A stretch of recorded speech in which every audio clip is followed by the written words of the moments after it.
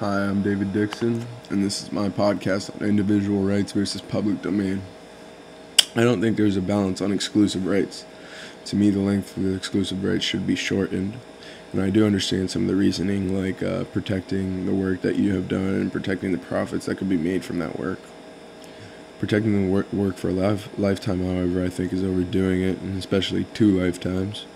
For my two public domain pieces of work, I chose the work of Philip Paul Bliss, a composer from Clearfield, Pennsylvania, born in 1838. He was famous for his song I Hold the Fort. I also chose William Hayes from Louisville, Kentucky, who was famous for his song Evangeline.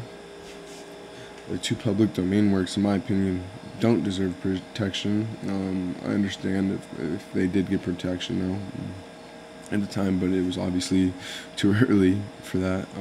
I think it's in the best interest of everyone for the work to be available, especially old work like that. I mean, as time moves by, it's time for work to be released to the public, and it's been around for more than 100 years, and I think that's more than enough time for it to be a public domain song, as in every other song that's been older than 100 years should be.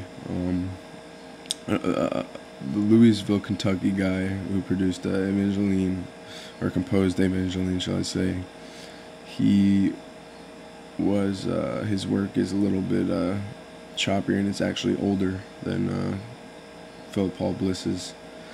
And I think it really is in the best interest because it just sheds more light on the work and has potential to maybe get their name seen more and then become more relevant to today's work, even though they're that old. But for the two works that aren't in the public domain, I chose to do Tupac Shakur, and specifically California Love for that one, and Christopher Wallace and his song Big Papa. And he's Biggie Smalls, if you don't know what Christopher Wallace is. These pieces of work are slightly different, but they are both legendary in a way, and I feel the families of both Tupac and Christopher benefit immensely by having exclusive rights to some of their work. It helps support Christopher's children because he has a whole bunch, and but I don't believe in the term of the exclusive rights. That's definitely something I don't agree with. I think double lifetime or even 75 years is way too long.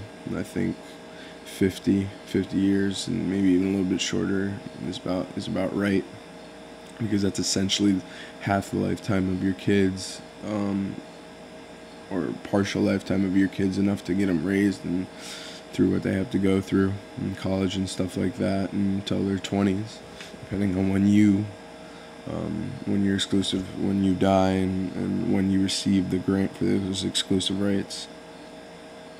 An example of the song being used was in Superbad. Like, Christopher Wallace's mom, Mrs. Wallace, would have gotten money for the use of that song, whether it was for 8 seconds or 30 seconds, or even 5 minutes. It didn't matter. As long as the song is being played and used, someone's getting money for it.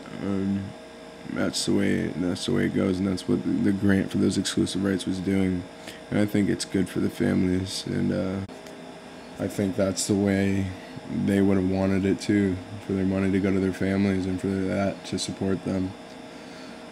But that's really how I feel about exclusive rights. I think they should be on a shortened term from what they are now.